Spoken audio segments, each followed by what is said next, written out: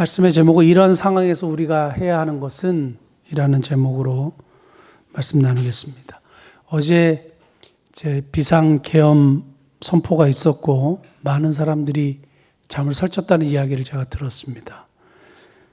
저는 잘 잤습니다. 잘 잤는데 인터넷 뉴스를 오늘 보니까 매출이 급상승한 데가 있대요. 어마어마하게 폭발적으로. 편의점. 밤에 사람들이 나와가지고 다 사재기 해가지고 텅텅 빈 사진도 나와가지고 제가 깜짝 놀랐어요. 이야, 사람들이 갑자기 비상계엄 부르니까 혹시나 하는 마음에 특히 햇반, 라면, 사발면 뭐 이런 거 있잖아요. 특히 통조림, 평소에 안 먹는 통조림까지 싸그리 사람들이 그러니까 사람들이 이렇게 생존 또 자기의 목숨, 자기가 살아나는 것 이런 것에 대해서는 진짜 정말 빠르구나, 관심이 정말 많구나 이런 생각을 정말 하게 됐습니다. 아니 지금 이런 시국에 어디가 매출이 급각 막 올라갔을까 하고 진짜 봤더니 편의점이 그렇게 많이 올랐다고. 그리고 이커머스 특히 쿠팡 같은 데는 새벽에 도착하잖아요. 지금 주문해도 다음날 새벽에 도착하거든요. 그 주문도 막 급격하게 올랐다고. 그런 상황 속에서도 그 배달 주문을 시키는 사람들의 생각들이 지금 대한민국 사람들의 생각인 것 같아요. 그래서 제가 참 진짜 나라를 위해서 기도해야 되고 사람들의 이 가치관, 세계관 이런 것도 굉장히 무시 못하겠다 이런 생각을 하게 됩니다. 우리 크리스천들은 이런 상황에 닥쳤을 때 뭘 해야 되느냐? 교회 모여서 예배를 드려야 되느냐? 그 생각을 했어요. 교회 모여야 되느냐? 그리고 제가 레위기 말씀을 어제 설교 제목을 잡았거든요. 레위기를 어떻게 하면 재밌게 읽을 것이냐 이거였는데 비상계엄이 선포된 상황에서 레위기를 어떻게 하면 재밌게 읽을 것이냐 이런 설교가 말이 안 맞잖아요. 그러면 도대체 크리스천들은 이런 상황에서도 그냥 똑같이 해야 되느냐 아니면 어떻게 해야 되느냐 이런 생각을 하게 된 거죠. 물론 이제 잘 이렇게 지나갔지만 그럼에도 불구하고 우리가 무엇을 해야 되는지 한번 생각해 보는 것도 굉장히 유익합니다. 2001년도 9월 11일에 미국에 9.11 테러가 났을 때에 저는 이제 미국에 유학 중이었고 처음에는 다들 장난인 줄 알았대요. 그리고 뭔가 이렇게 무슨 일이지? 이제 이렇게 했는데 그게 점점 심각해지고 진짜 쌍둥이 빌딩이 무너졌다는 얘기 듣고 미국 애들이 막 난리가 났어요. 다 군대 가겠다고. 가만두지 않겠다고. 제 주변에 있는 우리 그 크리스찬 학교의 대학생들이 다 난리가 났어요. 그리고 제 친구, 제 룸메이트가 해병 리저브드라 그러는데요. 그러니까 예비군 같은 거예요. 그래서 한 달에 한 번씩 훈련 받으러 가요. 걔도 당장 군복 입고 가겠다고 막 난리가 났어요. 애들이 애국심에 막 불탔거든요.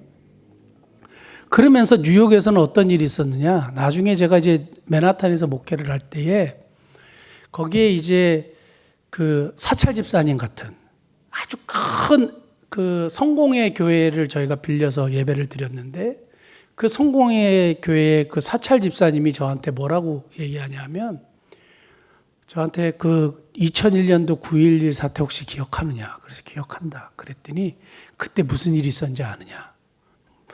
당연히 알지. 이런 막 큰일이 있지 않았냐? 그랬더니 그때 이 교회도 난리가 났다는 거예요. 왜 난리가 났냐? 사람들이 그냥 미어 터졌다는 거예요. 텅텅 비어 있고 이렇게 주일날 이렇게 꽉 안 차던 예배당이 사람들이 그냥 미어 터졌다는 거예요. 완전히 막 사람들이 물밀듯이 들어오는데 자기가 한 번도 그런 광경을 보지 못해가지고 너무너무 놀랐다는 거예요. 그래서 부흥이 일어나려나? 막 그러면서 근데 사람들이 와가지고 막 회개하고 하나님을 찾고 막 했다는 거예요. 그러니까 눈앞에 진짜 빌딩이 무너지는 걸 본 것을 보고 자기 친구와 동료와 가족들이 죽었다는 소식을 듣고 그러니까 눈앞에 그런 것을 보았던 사람들이 그 똑똑하다고 잘난 척했던 사람들이 교회 와가지고 다 회개하고 하나님을 찾았다는 거예요. 지금 다시 이제 또 현재로 돌아갔지만 이러한 상황에서 크리스찬들이나 넌 크리스찬들이나 누구나 따질 것 없이 특별히 하나님의 백성들은 뭘 해야 되느냐? 하나님을 찾아야 돼요. 장소와 상관없이 하나님을 찾아야 되죠. 그게 1번이에요.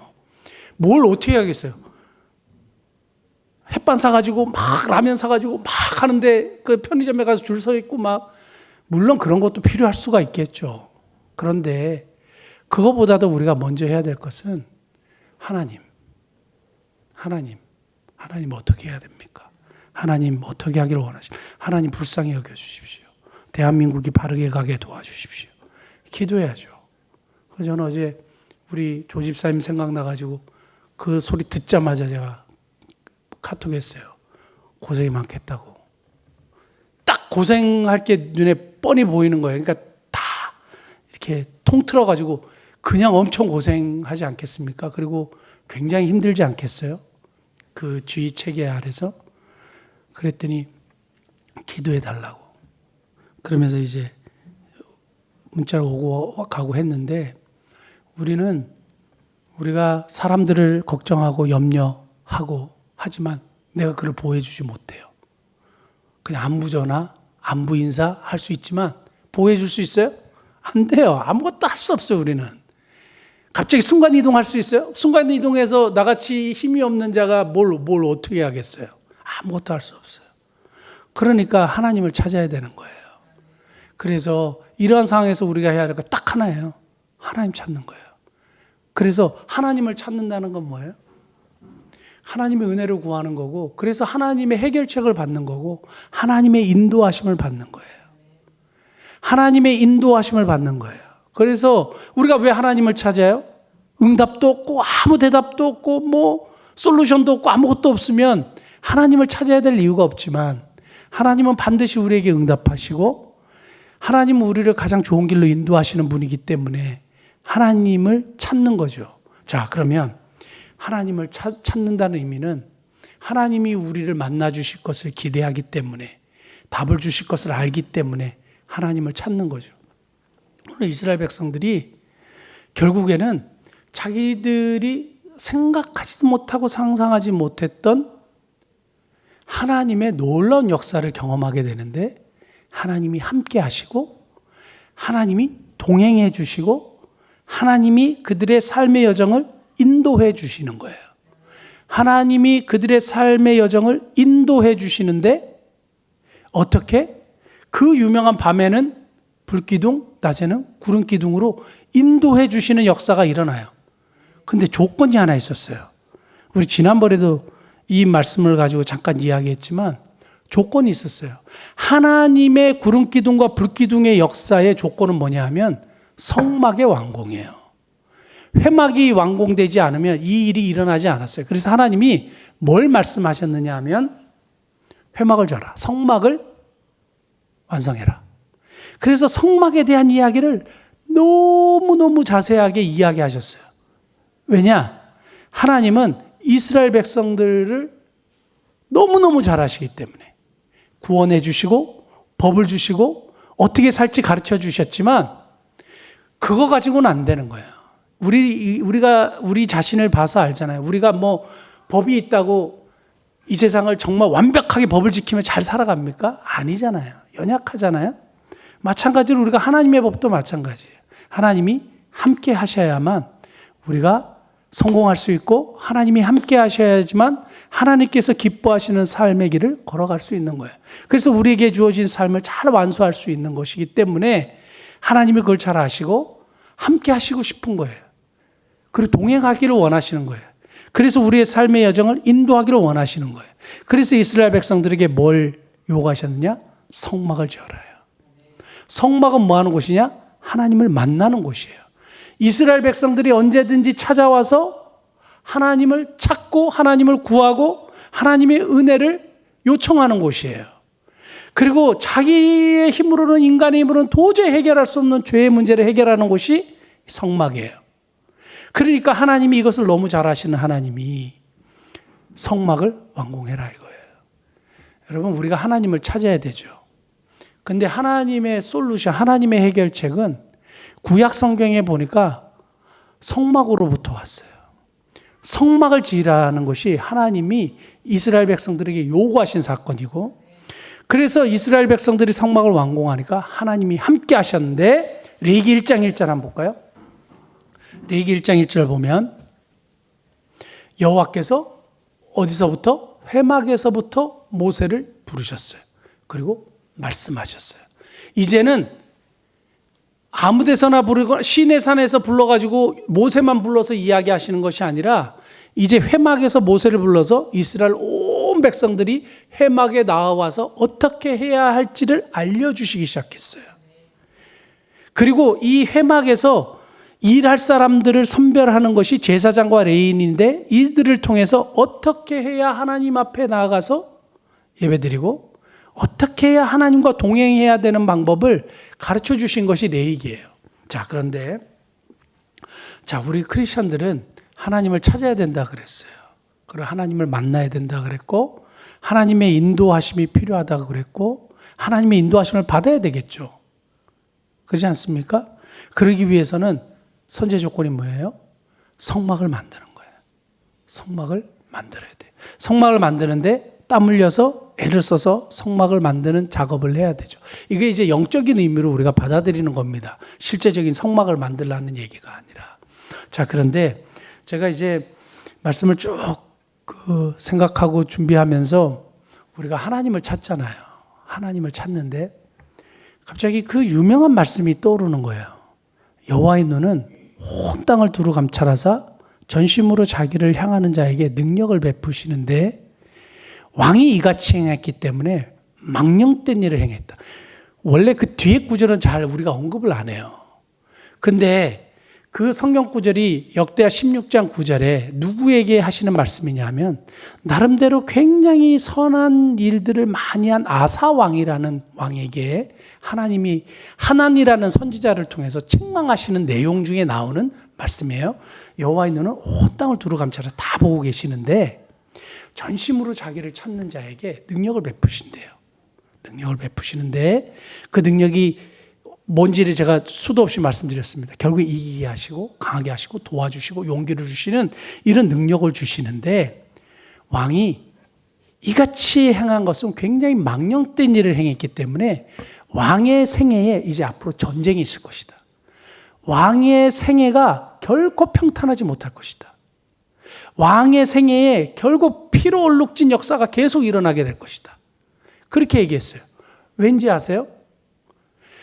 전심으로 여호와를 찾지 않았기 때문이에요. 근데 왜 전심으로 여호와를 찾지 않았느냐라는 이유가, 왜 그 이야기가 나왔냐면 바로 이거예요. 그 유다 왕국이 아사 왕의 통치하에 잘 평온하게 가는데 갑자기 구스의 100만 군대가 쳐들어오는 거예요. 갑자기 쳐들어왔어요. 자기의 힘으로는 그들을 감당해낼 수가 없어요. 싸우러 나가다가 도저히 안 되는 거예요. 자기도 알겠죠. 그래서 하나님을 찾았어요. 도와달라고, 살려달라고. 하나님을 찾으니까 어떻게 됐어요? 하나님을 찾으니까 하나님이 도와주셨어요. 그 놀라운 방법으로 이기게 하셨어요. 말도 안 되는 상황에서 이기게 하셨어요. 그러니까 해결책을 주신 거예요. 그러면 그 다음에 또 문제가 생겼으면 어떻게 해야 돼요? 하나님을 또 찾아야 되는데, 바로 이 북쪽에, 남쪽의 왕은 아사왕, 지금 아사왕이라 그랬습니다. 북쪽의 왕이 바사라는 왕인데, 바상이 이 국경 중간에 라마라는 성을 이렇게 건축해서, 아사가 워낙 정치를 잘하니까 북쪽에 있는 사람들이 여호와의 신앙을 찾아서 자꾸 남쪽으로 내려올라 그러는 거예요. 그것을 막기 위해서 이렇게 성을 쌓았단 말이에요. 근데 그게 굉장히 거슬리고, 그리고 이 아사는 바사를 되게 두려워했어요. 그래서 어떤 일을 했느냐?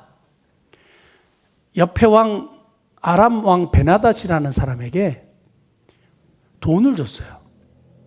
그리고 용병을 구했어요.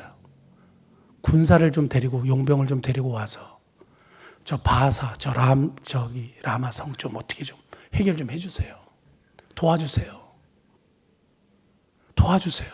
그래서 성전에 있는 은금과 왕궁에 있는 은금을 다 모아가지고 베나닷에게 줬다 그랬어요. 그 사건이 있는 다음에 하나니가 아사에게 찾아와서 여호와의 눈은 온 땅을 두루 감찰하시나니 그 말씀이 거기서 나오는 거예요. 왕이 망령된 일을 행했다. 구스의 100만 대군이 왔을 때는 하나님을 찾아가지고 하나님이 도와주시지 않았냐. 이런 일이 있어도 하나님을 찾아야지. 왜 그거는 돈을 의지하고 사람에게 구하고 힘 있는 사람에게 구해서 이 문제를 해결하려고 하느냐. 그러니까 하나님을 찾는다는 의미는요, 전심으로 찾는 거예요. 그러니까 어떤 거는 찾고 어떤 거는 안 찾고, 죽을 것 같을 때는 찾고 좀 살만하면 안 찾고, 그러면 안 된다 이 말이에요. 그러니까 좀 살만하니까 어떻게 해요? 힘 있는 사람을 찾는다는 거예요. 그 성경이 그걸 완전하게 보여주시면서 뭐라고 했냐면 그건 망령된 행위다. 하나님을 찾는 행위로 보지 않는 거예요. 과거에 하나님을 찾아서 은혜를 받았어. 그 아무 소용없어요. 뭐예요? 지금 현 시점에서 하나님을 찾는 행위가 계속돼야 되는 거예요. 사랑하는 성도 여러분, 지금 이런 상황에서 우리가 해야 될 것은 다른 건 뭐 다 필요 없어요. 하나님을 찾아야 되죠. 큰 일만 찾는 것이 아니라 과거에 찾았던 걸로 오늘까지 이야기하는 게 아니라 지금 현 시점에서 계속 하나님을 찾는 역사가 있어야 되죠. 그래서 오늘도 하나님을 찾는 저와 여러분들이 되시길 바랍니다. 그런 와중에 한 가지만 더 말씀드리면 바로 성막을 건축하는 거예요. 그래야 하나님과의 교통이 있고 하나님과의 만남이 있고 하나님과의 소통 때문에 하나님과의 교제 때문에 하나님이 우리의 삶을 계속 인도하시는 역사가 또 일어나게 되는 거예요. 구름기둥과 불기둥의 삶이 저와 여러분들의 삶에도 있어야 되겠죠. 그러기 위해서는 성막을 완공하셔서 그 성막이 영적인 의미로 우리가 예수 그리스도라고 얘기하지만 예수 그리스도를 통해서 우리가 하나님 앞에 늘 나아가듯이 우리의 인생에 우리의 매일의 삶에 딱 한 부분의 성막의 시간 뭐예요? 하나님과 만나는 시간. 그게 하나님을 찾는 시간이에요. 오늘 수요일은 하나님을 찾으러 나오셨죠. 예배 드리기 위해서 우리가 나왔는데 우리의 매일의 삶 속에 하나님을 찾는 시간을 정해놓으시고 그리고 하나님을 찾으시고 그것이 나의 성막의 시간이 돼서 하나님의 불기둥과 구름기둥의 역사를 계속적으로 경험하시는 저와 여러분 되시기를 축복합니다. 기도하시겠습니다.